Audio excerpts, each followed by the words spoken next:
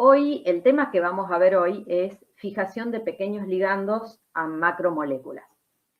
O también se lo llama o se lo conoce como unión de pequeños ligandos a macromoléculas. Este tema se inscribe dentro de las interacciones que se pueden dar entre macromoléculas y otras moléculas más pequeñas, llamadas ligandos, y a su vez constituyen un ejemplo, un caso particular de un tema más amplio que es equilibrio múltiple, que luego a lo largo de la clase vamos a entender por qué es un caso particular de equilibrio múltiple. Antes de comenzar con la clase propiamente dicha, lo que les voy a mostrar es una especie de recorrido que vamos a hacer hoy. ¿En qué consiste la clase de hoy? Bueno, vamos a arrancar describiendo un poco de qué se trata esto de la fijación de pequeños ligandos a macromoléculas, cuáles son las características o propiedades principales, y vamos a poner el tema en contexto, es decir, qué relevancia tiene y por qué esa relevancia es lo que justifica darle un espacio en esta asignatura. Luego la idea es ver cómo hacemos para estudiar este tipo de sistemas, que son sistemas complejos, para luego de ver cómo se estudian, terminar en lo más, podríamos decir, importante, que es caracterizar a este tipo de fijaciones. Ahora bien, para poder caracterizar, vamos a usar todo el contenido de la clase de hoy. ¿Por qué? Porque cuando veamos cómo se aborda el estudio de estos sistemas, vamos a ver que hay distintos enfoques. De uno de esos enfoques en particular van a surgir distintos modelos, y el hecho que existan distintos modelos va a hacer que, con lo que vamos a ver en la próxima clase, que es cómo se hacen los experimentos, cómo se obtienen los datos experimentales, con un manejo adecuado de esos datos se puede inferir modelo, o sea, deducir cuál es el modelo que sigue, pero ya vamos a saber cuáles son los posibles, cuáles son los parámetros del modelo, y un poquito más avanzado, también todo esto va a ser sujeto de estudio de la clase próxima, a través de las funciones termodinámicas de este proceso, se pueden también saber cuáles son las fuerzas intermoleculares involucradas. Esto en conjunto es lo que uno conoce como caracterización. Entonces, básicamente hoy vamos a abordar este punto, y esta parte acá. Y la clase que viene nos vamos a dedicar al último ítem de este recorrido. Entonces, dijimos que arrancamos con explicar un poco de qué se trata la fijación de pequeños ligandos a macromoléculas. Bueno, acá en este dibujo tenemos simbolizada una macromolécula que vieron ustedes de clases anteriores, que muchas macromoléculas tienen la capacidad de estructurarse. Hay diferentes niveles de estructuración, pero básicamente a partir de un nivel terciario de estructuración o cuaternario, ciertas macromoléculas adoptan en el espacio una cierta configuración o conformación.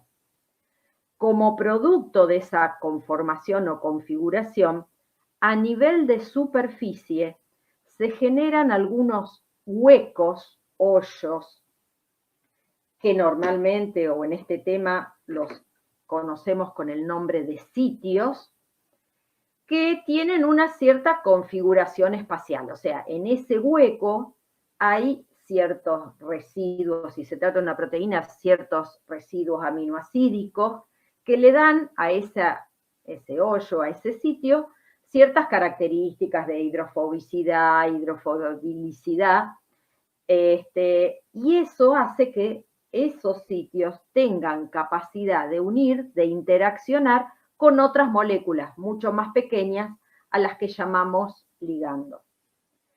Esa interacción resulta en la formación de un complejo macromolécula-ligando. Este proceso por el cual el ligando interaccionó con el sitio es lo que se conoce como fijación o unión del pequeño ligando a la macromolécula. Y el proceso está que está simbolizado acá, tiene algunas características. Principal, la unión de este ligando al sitio no es una unión covalente, es decir, no se forma un enlace químico. Sí se dan interacciones intermoleculares del tipo de las que están descritas en la clase anterior, que ya la tienen colgada. O sea, podrán ser interacciones ion-ion, ion-dipolo, pueden ser interacciones de tipo Landon, pero nunca son uniones químicas propiamente dichas. Esto trae una consecuencia importante, y es que esta reacción es una reacción de tipo reversible. ¿Y eso qué significa? Que yo puedo modular, es decir, desplazar este equilibrio hacia la derecha o a la izquierda, modificando, por ejemplo, la concentración de ligando que coloco, de macromolécula, puedo modificar la temperatura, el pH, etcétera, y con eso voy a lograr desplazar este equilibrio. Otra característica de este proceso, de esta unión, es que es específico. Es decir, a este sitio puede ir este ligando y no cualquier otra molécula que esté dando vuelta por allí, porque es un mecanismo de tipo llave-cerradura. En algunos sistemas, esta especificidad es tan alta que el sitio puede discriminar, por ejemplo, si este ligando fuese un aminoácido, es capaz de discriminar entre estereoisómeros. Por ejemplo, podría tener capacidad de unir la forma D de un aminoácido y no la forma L. ¿Está? O sea que en algunos puntos es en algunos sistemas es muy específica. Otra característica, presenta saturación. ¿Y esto qué significa? Si en un tubo de ensayo uno coloca una cierta cantidad de macromoléculas, de una dada macromolécula, y va agregando cantidades crecientes de esa otra molécula pequeña, de ese ligando, la fijación o la unión va a ir incrementándose. Pero eso no lo va a hacer indefinidamente.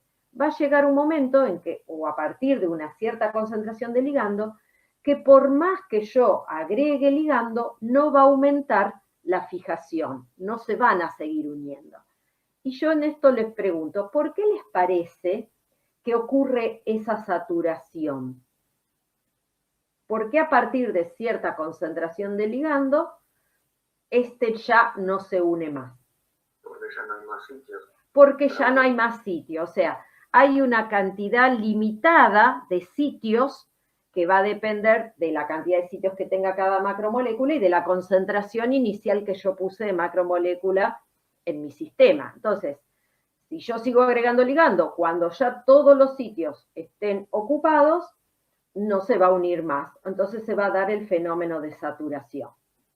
Y por último, otra característica también importante es la competitividad. ¿Y esto qué significa? Significa que por más que la interacción sea específica y en algunos casos muy específica, en otros no es tan alto ese grado de especificidad. Entonces, moléculas que son estructuralmente parecidas pueden interaccionar con el mismo sitio. ¿Y esto qué trae como consecuencia? Que si yo tengo este sistema desplazado con un cierto grado a la derecha, a la izquierda, y agrego otro ligando capaz o que tiene capacidad de unir a esos mismos sitios, pueden llegar a competir con el ligando original, pueden llegar a competir por ese sitio en cuestión y cambiar la posición de este equilibrio. ¿Qué tipo de macromoléculas pueden dar este tipo de procesos? Bueno, moléculas dijimos que pueden adquirir estructuras, que se puedan estructurar. Entonces, básicamente van a ser proteínas o ácidos nucleicos. Ahora bien, ¿cuál será la naturaleza de la pequeña molécula que puede unirse? Bueno, es muy amplia. Son moléculas que tienen las estructuras más diversas. pueden ir desde pequeños iones, o sea, moléculas cargadas y pequeñas como un ion, moléculas polares, apolares, es decir, la estructura del ligando es lo más amplia posible. Luego, otra cosa interesante para ver es este proceso, si bien dijimos se llama fijación de pequeños ligandos a macromoléculas, es un proceso que es muy importante en procesos biológicos, porque están involucrados en la mayor parte de los procesos biológicos. Y eso hace que, según el proceso biológico en el que esté involucrado, hace que a la macromolécula se le den, y al ligando se le den nombres particulares. O sea, genéricamente es la fijación de un pequeño ligando a macromolécula. Pero luego, como este tipo de procesos interviene en procesos biológicos fundamentales, según cuál sea ese proceso biológico, van a adquirir tanto la macromolécula como el ligando diferentes nombres. Ejemplo. En nuestro torrente sanguíneo sabemos qué es lo que hay en la sangre. Está el plasma y los glóbulos rojos, blancos, ¿verdad?, que están suspendidos, diríamos, en ese plasma. El plasma es una solución acuosa que tiene electrolitos y tiene proteínas. Una proteína mayoritaria de nuestro plasma es la albúmina. La albúmina es una proteína, tiene un peso molecular de 68, 69.000. ¿Y qué capacidad o qué cualidad tiene la albúmina? La albúmina en su superficie tiene muchos huequitos o sitios que tienen capacidad de unir moléculas hidrofóbicas. Entonces, por ejemplo, cuando uno toma un medicamento o un antibiótico, es muy frecuente que ese medicamento antibiótico tenga características hidrofóbicas. Entonces, uno lo ingiere a nivel, a veces depende, ¿no? Pero puede ser de estómago, de intestino, se absorbe y tiene que pasar al torrente sanguíneo. Pero no se va a solubilizar en el torrente sanguíneo por sus características hidrofóbicas. Entonces, ¿cómo hace para llegar al tejido, no sé, a la garganta, si fuese un antibiótico y uno tiene una angina, cómo hace para llegar a la garganta y tener su efecto? Bueno, ahí es donde está la albúmina. La albúmina ofrece esos sitios, esos antibióticos se unen específicamente a esos sitios y los transporta, los hace soluble en el plasma, llevándolos al tejido efector. Entonces, en este caso o en este proceso biológico en particular, que no es más ni menos que la fijación de un pequeño ligando, en este caso el antibiótico, a la albúmina, el transportador es la albúmina y el antibiótico funciona como el transportado.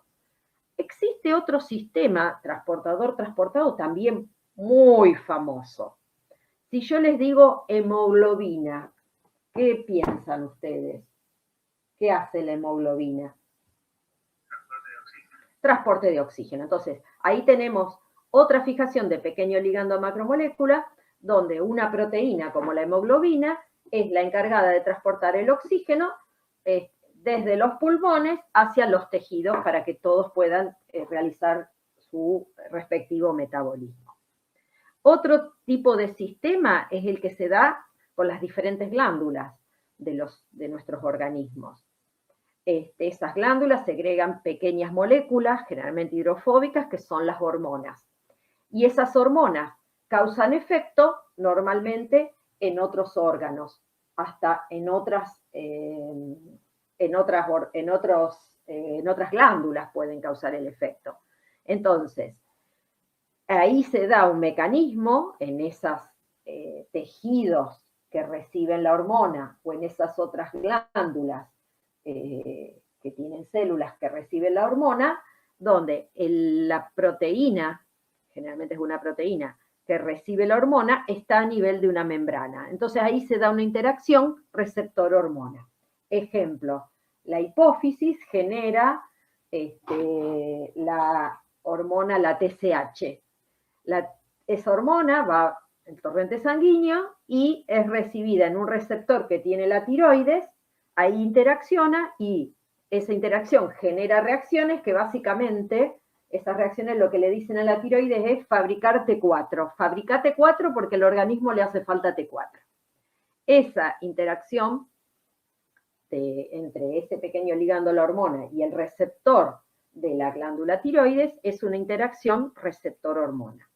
Luego tenemos, bueno, esto ustedes conocen seguramente, infinidad de reacciones. Nuestro organismo es una suma de reacciones enzimáticas.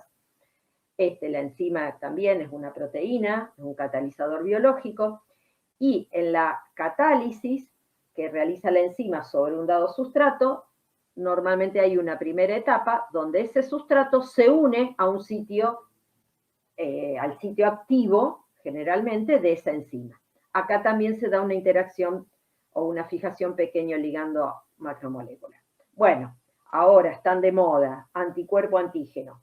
Cuando uno se pone, si uno tiene la suerte, la vacuna del COVID-19 o tuvo la mala suerte como yo de haberse pescado el COVID-19, en un corto mediano plazo se generan anticuerpos. ¿Qué son los anticuerpos? Bueno, son también en general glicoproteínas que tienen huequitos que funcionan como cerraduras.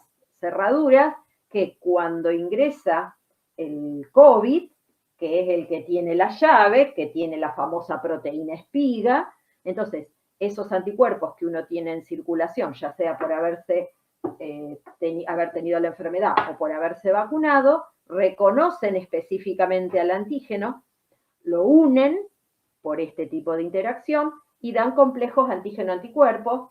Entonces, ¿qué hace? Baja la calidad, la cantidad de antígeno en circulación, para que este antígeno no tenga su efecto. Y estos complejos son devorados por, bueno, diferentes sistemas, desencadenan diferentes respuestas de nuestro sistema, entre ellos es la eliminación de estos complejos. Y también este tipo de interacción se pone manifiesto en todas las reacciones neurológicas a través o a nivel de la sinapsis entre neuronas, y ahí las pequeñas moléculas son los neurotransmisores. ¿Hasta ahora se entendió? Sí, todavía. Bueno, en este slide, ¿qué tienen? Con nombre y apellido, ya no de forma general, si bien yo algunas especificaciones les fui dando, con nombre y apellido y diferentes ejemplos de fijación de pequeños ligandos a macromoléculas en los distintos casos que mencionamos.